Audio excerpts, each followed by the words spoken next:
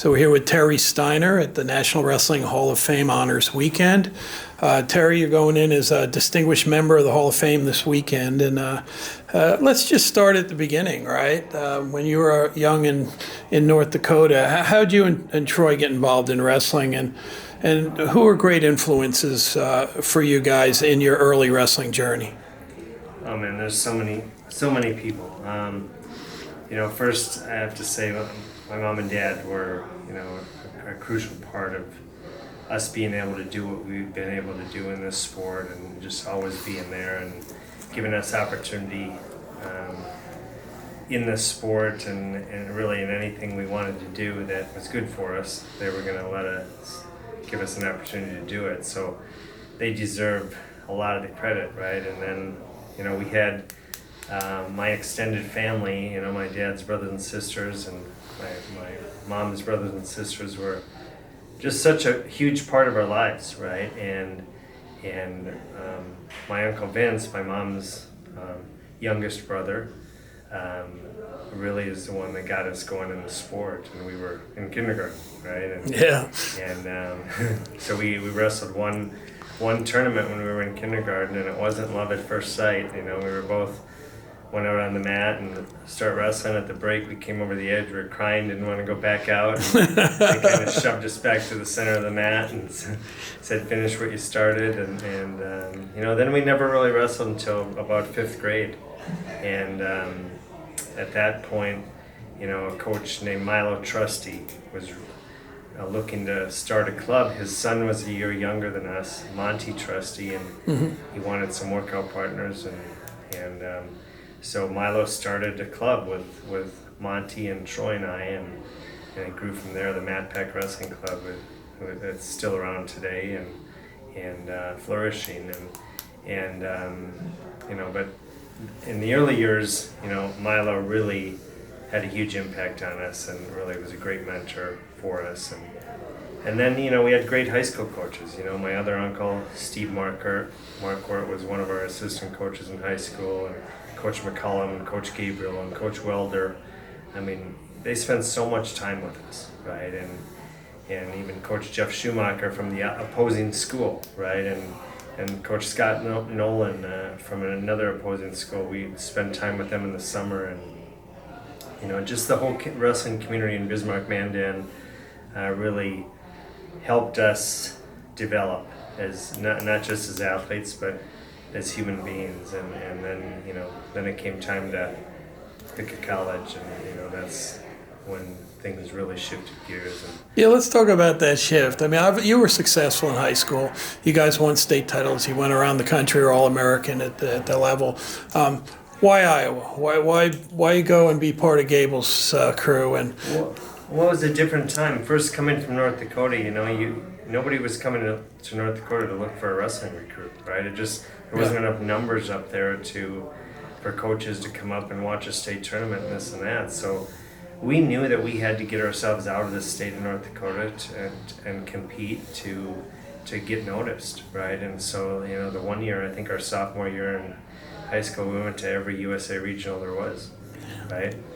And week after week, we just went to another regional. And I think in that, span of 4 or 5 weeks, we got like 60 matches in, right? And it was like 2 high school seasons in a 5-week period, and that really helped us develop, and I think it broadened our horizons to what was out there, and it got our name out there some. And so, at that time there wasn't the internet, right? We didn't have social media, we didn't have internet, so if you heard about anything, you read about it, right? And what we read about a lot was Iowa wrestling, right? And so it really came down to a couple schools. When it came down to it, it was, between Iowa and Minnesota, and that's kind of where we were really looking. And, we had been to Jay Robinson's wrestling camps and got to know Jay some, and went to the Iowa camp and got to know the Iowa system a little bit.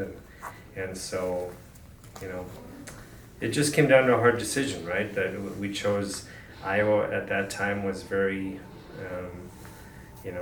they had a foothold on college wrestling, and that's what we heard about.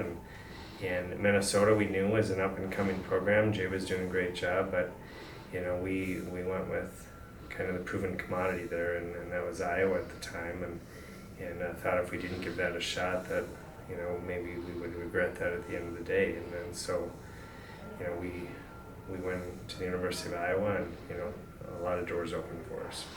Yeah, let's talk about that culture and those athletes. I mean, you guys won team titles, multiple, when you were there, and it wasn't just you and Troy that were excellent and had high goals. There were some other people in that room, along with the coaches, that made it a special place. Tell us about some of your teammates, and besides Coach Gable, the coaches and people that were part of building the best team in the country. Yeah, I mean, first of all, there was a group of people around the program that were just great wrestlers, and you had, first of all, the coaching staff. You had Coach Gable, you had Lenny Zaleski at first, then Jim Zaleski. You had Barry Davis, you had Mark Johnson, right? They were the main coaches of the program, but then you had guys around the program like Brad Penrith, Greg Randall, Randy Lewis, Roy Selger, all these guys that were, Keith Moreland, all these guys that were around the program that really brought it to a whole different level. So you could be, you think you were toughest in the room and you're toughest in the country, you're winning matches on that national stage, but yet you'd come back to that room and you were getting the tail kicked in, Yeah. So you never really could stop and smell the roses, because there was always another challenge. And really the challenge of the Iowa wrestling room, it was kind of this, you were either going to rise or fall, right? Yep. And if you could handle the day in, day out challenge, and and use it in context to move you forward, then it was a great place. And so for Troy and I, it wasn't a perfect, we had good careers, but there was a lot of more people more successful than us, but it was a room that really lifted us to another level, we had great teammates, so now you look at the team itself. I mean, we had Chad Zapata, we had Tom and Terry Brands, we had Tom Ryan, Mark Ryland, Bart Chelsvig, Joel Sherritt, John Ostendorf. I mean, those were kind of the mainstay when we were in there. But you had guys like Steve Martin that were just older than us, John Heffernan, who are, today they're great coaches, in their own right, and so just a lot of great wrestling minds that really were in that room battling each other every day, and it was definitely it was like a war zone every day, right, in practice, and it was a good group of people, hardworking people, that had the same goal in mind. And the goal wasn't always just college, true, right? I mean, the Olympic and world goals too. Could you talk a little bit about that part of? Yeah, I mean, I think it's just the tone that Coach Gable set when you entered that program, right? I mean, I remember his beginning of the year kind of setting the tone for the team, and it was always about, we're here first to get an education, second to become national champs, and third to become world Olympic champions. And that was kind of the tone that was set for the program and then people in the program. And he would even say, I realize that not everyone in this room has those goals in mind, but a majority of us, 75-80% of us better have that goal in mind. Yeah. Right? And that's just how it was. And if you weren't willing to do the things that were needed to be successful, you knew that there was a guy right beside you that was willing to do it, right? And so it kept you in line because of the people and the quality of people in that room that were fighting for those positions every day, right? And because of that competition within that room, it just the room made champions. The atmosphere that Coach Gable created made champions. It's not that we sat and talked about being national champions every day. I don't know if we ever talked about that. It was about being better than you were the day before, right? And being accountable every day and being consistent in your processes and your effort, and over time you know. I mean, I went in there, I would say, you know, obviously above average kid coming out of high school, but and after a couple of years there, you know, thinking you shouldn't be beat, right? And that was a change in mentality because of the environment you were in every day in that room. And so, you know, I can't thank Coach Cable and Coach Zaleski and Coach Mark Johnson enough for what they did for us.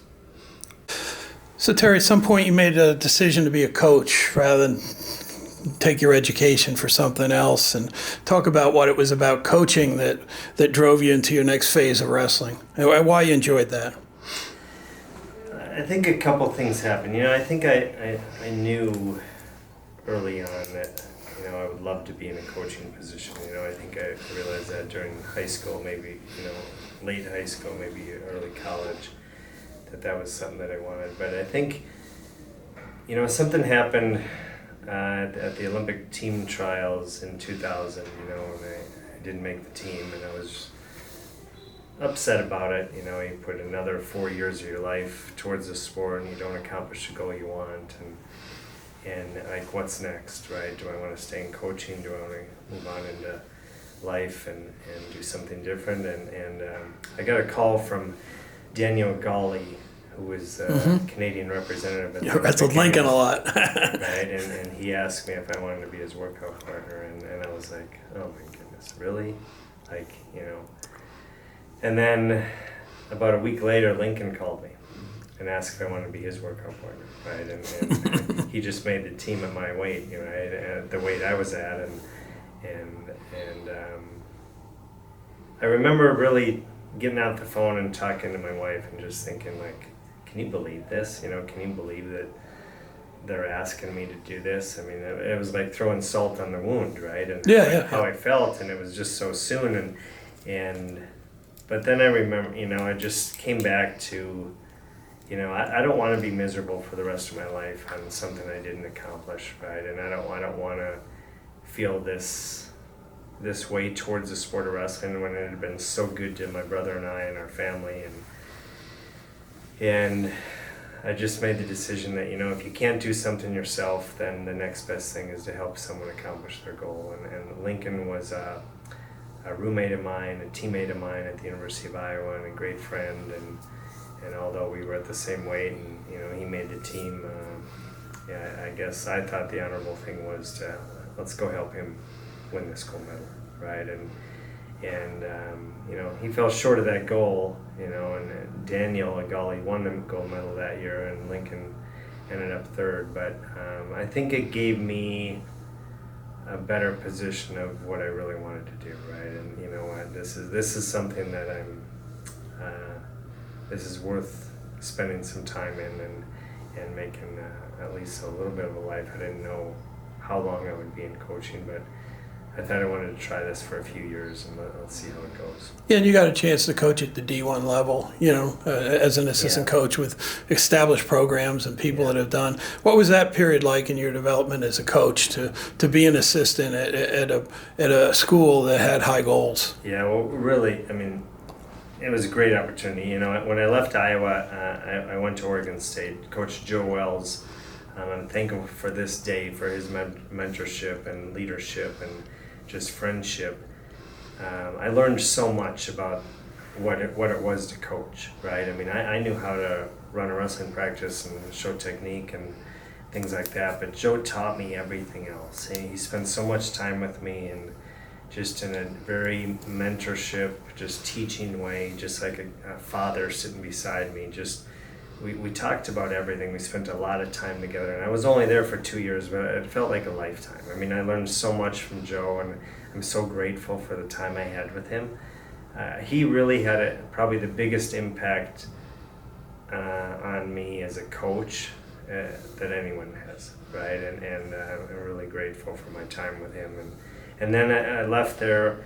Troy and I decided to train. I was there from 94 to 96, and then Troy and I decided to train through 2000, and they couldn't keep Troy out there. Troy came out the second year I was at Oregon State for a year, and he was there as a volunteer assistant, and then they just couldn't keep him because they had people graduating like Babak Mohammadi and Les Gutches and Chad Renner and Chad Flack and people like that they had to keep around. They were alumni that were homegrown, and they needed to keep those guys around the program. So Troy went to the University of Minnesota, and then when we decided that we were going to put 4 more years into this sport, we decided we needed to stay or wanted to stay close to each other. Mm-hmm. And so that's when I went to the University of Wisconsin under Barry Davis.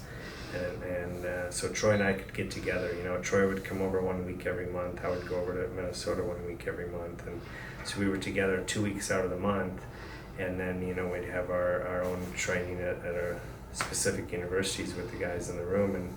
And so that's kind of where we went from there. And, Coach Davis was, I guess lenient enough for me to be able to do that and to let Troy come in the room, and it was just a great situation for us. Then after 1 year, Troy came over to the University of Wisconsin. We were together, and we, trained our last 3 years together again, and so that was very beneficial for us, right? It was a different world at that time. We didn't have RTCs, we didn't have these major clubs. I guess we did, but we didn't have the major clubs paying the money that they are, where we could just wrestle, right? We had to find another way to support ourselves, whether that was through camps and clinics, or in our case, we both had assistant coaching jobs at some of the major universities. So that's kind of how we were able to do what we wanted to do through 2000. So. But a great time. I mean, those times for us were, allowed Troy and I to train together and be together and pursue this dream together, right? And that was pretty special. Well, yeah, and I was going to ask this question earlier, but I mean, why do you think there are so many sets of twins that have been so successful in the sport of wrestling? You and Troy are one of the group of many that have reached high levels together. Well, I always say, the Lord blessed me with a twin, right? Someone to be competitive with, but keep me accountable, but keep each other on track, right? I mean, not every twin is like this, but we had the same goals, right? We wanted to do the same things, and so. We still to this day have the greatest friendship, right? We talk every day on the phone and still have that kind of relationship, and wrestling allowed us to do that, right? And so we're thankful. People always ask, do you think you could be successful without Troy? And I would like to think I could, but I know the impact Troy Steiner's had on my career and my life, right? And it's been huge, and so. I don't know, to be honest. I don't know if I could have accomplished the same kind of things without being a twin, right? Because I know he's helped me tremendously. I've heard other people tell the story about how you became USA Wrestling's women's coach, but I'd rather hear your version. Yeah. Well, I'll probably hear another version later this week, right? Yeah. So in 2002, I was coaching at the University of Wisconsin, and just really antsy. I was antsy to get in. At that time, now I'd been an assistant coach for 8 years, right?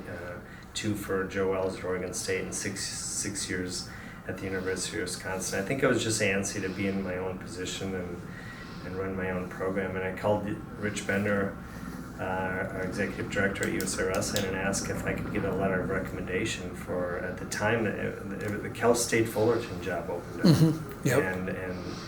And it was right after NCAA's. It was probably that next week after NCAA's, and I called him and I asked him if he would give me a letter of recommendation. He said, sure I will, but what do you think about this job? And I said, what job? He said, the women's national team coach. And at the time I was like, well, Rich, I don't know. I think he got the wrong person.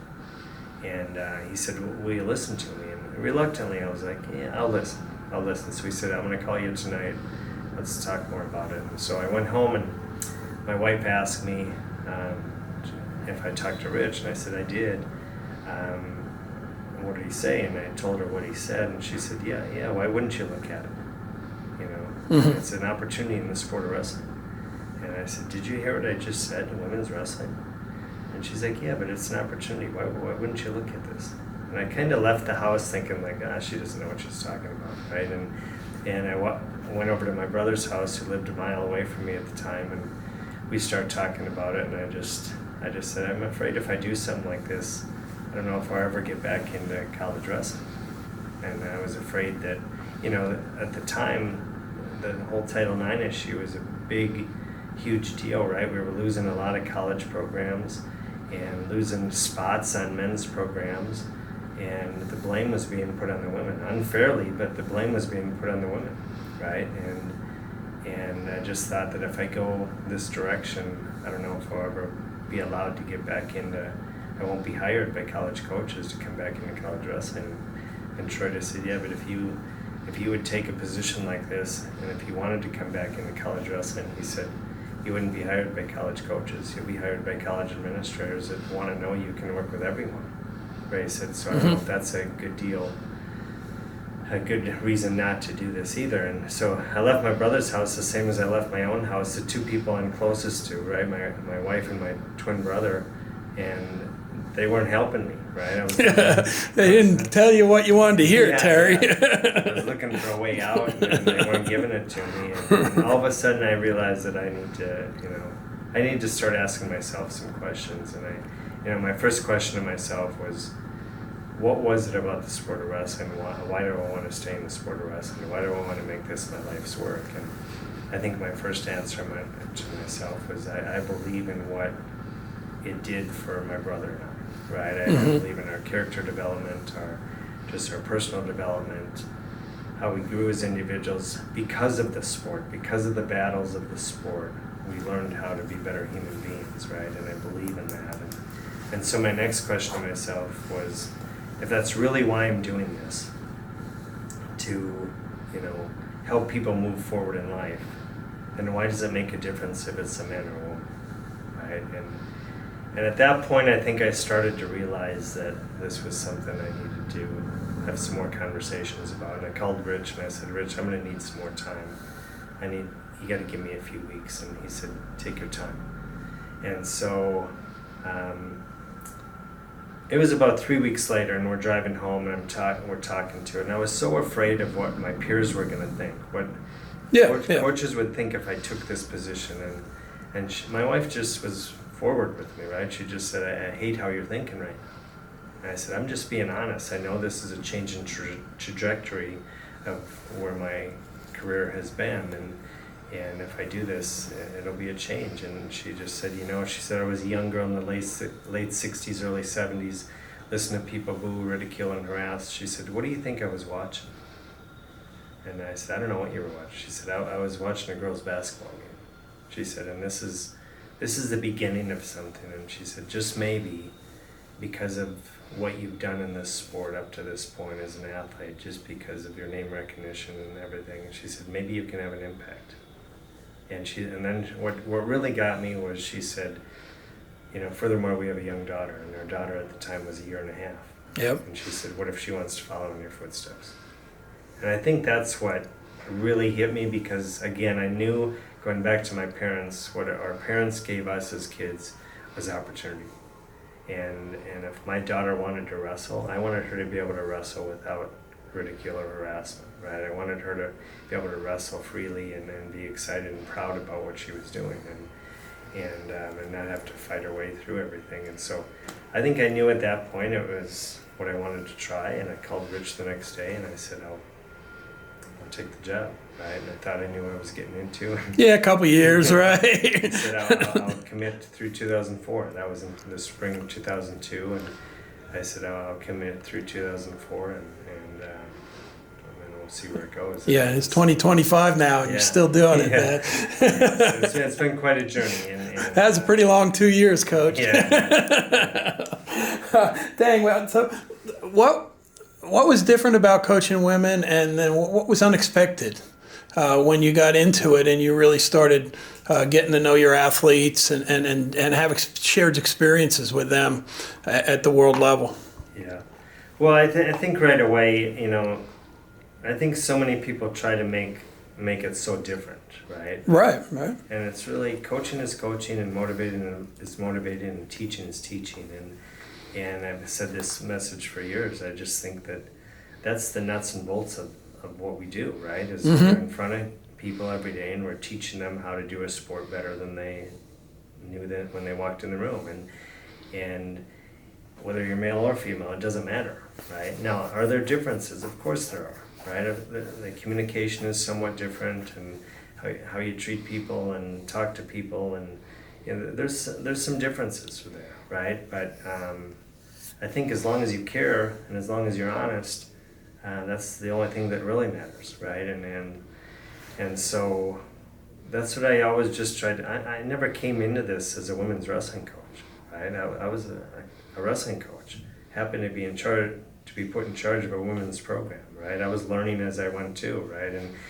And so I realized right away that the communication was a different thing, right? And the women wanted and needed just more communication, right? Just more conversations and some more breakdown, more understanding. They asked a lot more questions than guys ever did, right? When I was in college programs, the women really wanted to understand why we were doing what we were doing, and I think right away it was offensive to me. Like as a young coach, I was like, "Why are you asking so many questions? Why don't you just listen to me?"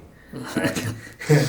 That's how they learn. But I realized, that this was, they just needed more information, right? They weren't doing this to put me against the wall. They were genuinely just wanting more information to understand the process of what I was asking of them, and so really they've made the female wrestlers that I've been able to be around. They've made me a better coach. They've made me a better communicator, and I'm not saying I'm the best communicator because that's not right, but they've made me better at what I do, right? And because of their, I guess, being so inquisitive and so demanding of a better understanding of what we're doing and why we're doing something, I think they've made me a lot better at what I do on a daily basis. So the U.S., we had a strong program early in women's wrestling, but the second it became an Olympic sport, the whole world was all in, right? So what do you think you've been able to build and sustain such a good program? We are traditionally on the podium as a team.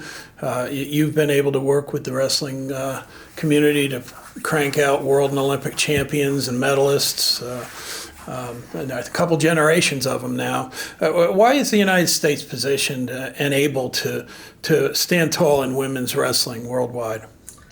Well, there's no doubt that we are the envy of the world, right? And then we're still not where we want to be, but we are the envy of the world because of our infrastructure, because of our growth, right? Because of what we have put together. And there's so many people that have been a part of this process, right? I tend to get the credit because I'm sitting in the chair I'm sitting, right?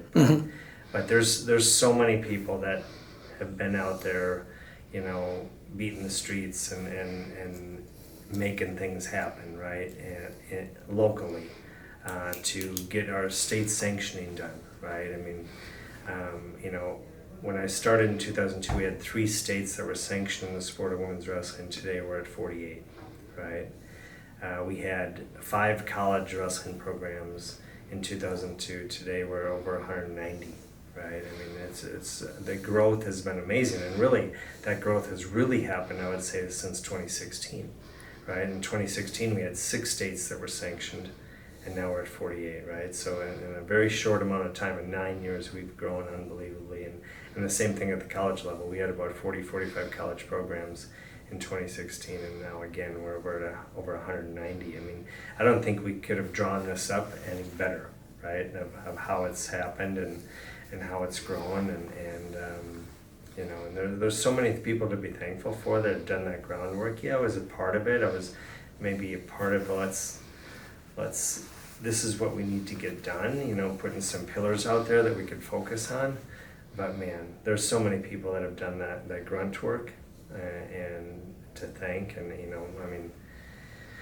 the Joan Pope Allens of the world, the Andrea Yamamoto's, the Lori Ayers, the Sally Roberts, the Gary Abbotts of the world, the Rich Benders of the world.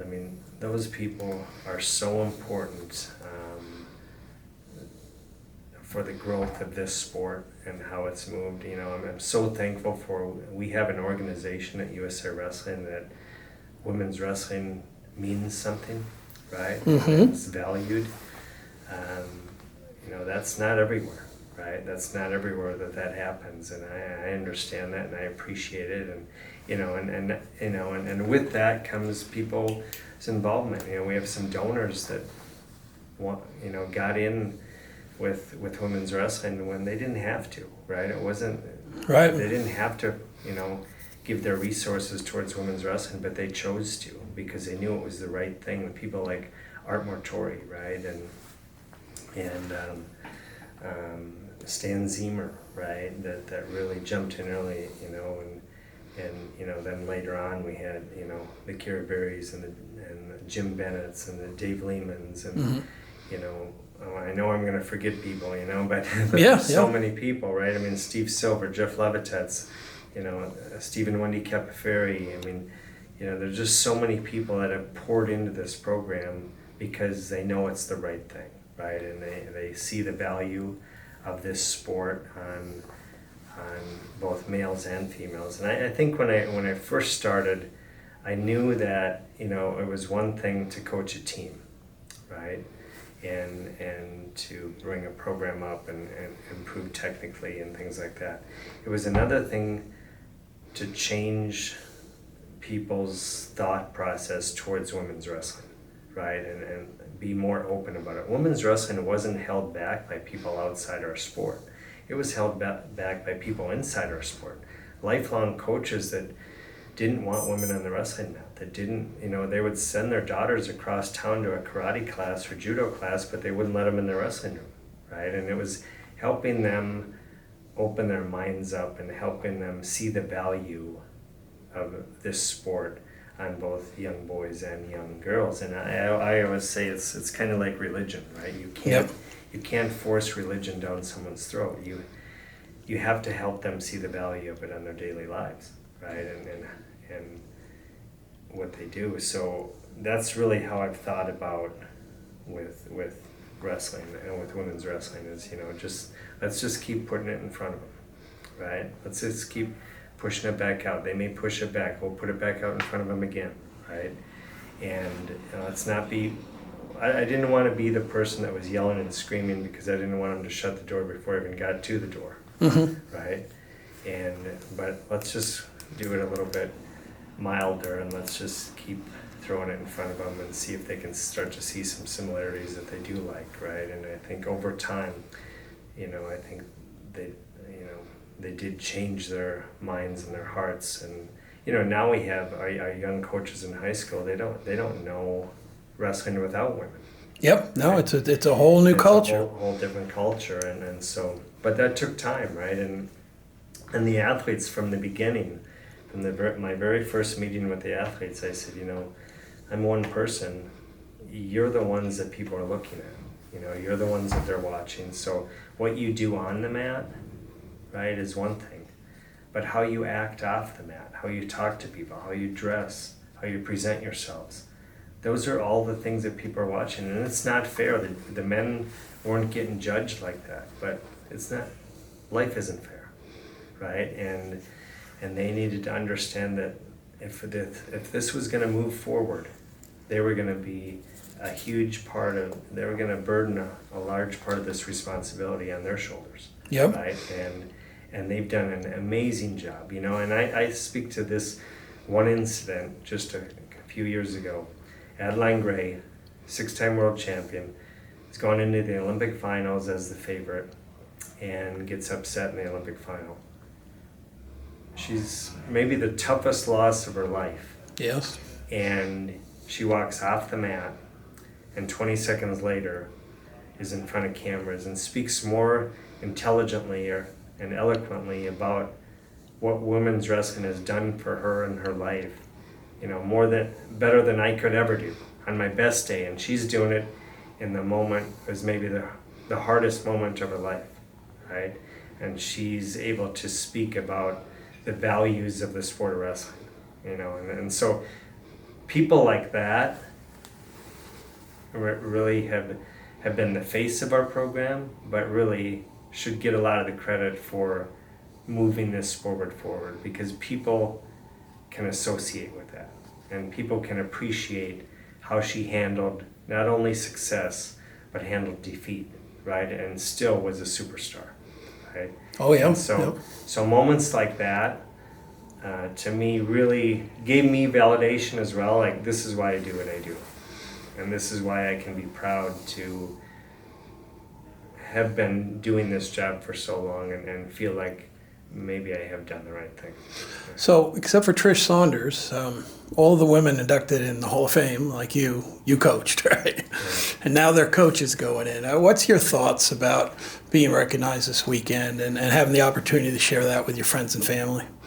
It's really, it's very humbling, right? Number one, but it's very special. I think at first you kind of feel like, why me? You know, why? Really, I just been doing my job, and there's a lot of people that work hard in their jobs that don't get awards and rewards, right?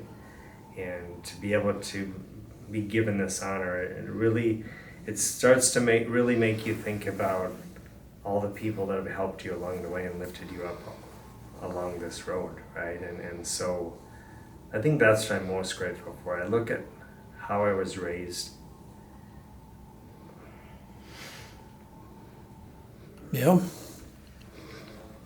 The environment that was created for my success, Yes. right? Those, you really realize that how couldn't you succeed, right? You've been around the best people, the best coaches, the best mentors your entire life. You should be doing this kind of thing. You should be able to have the influence you've had. You've been taught by the best, right? It was just my job to pay it forward, right? And so I'm really, really grateful for the position I'm in. Well, congratulations, a well-deserved honor. You and I probably talk too much, but I hope people will watch this whole thing. Yeah. But it's hey, and we got LA coming up, right? Yeah, and we do, and there's so much to look forward to. You know, we've accomplished a lot, right? We've accomplished a ton of things. I think we have the perfect storm coming, right? We have the growth behind us. We have the excitement behind us from the last two quads, where we've had great Olympic success, and now we're at home, right? And to be able to climb on top of this at home, you know, our goal is still to be the best wrestling country in the world, right? That's still the goal, and we're very close. It'll be fun to celebrate it when we're there, Terry. We haven't been closer, so if we can celebrate that in the next 4 years, that's really what it's about to me. Awesome. Well, thanks a lot, Terry. I appreciate you, man. Thank you.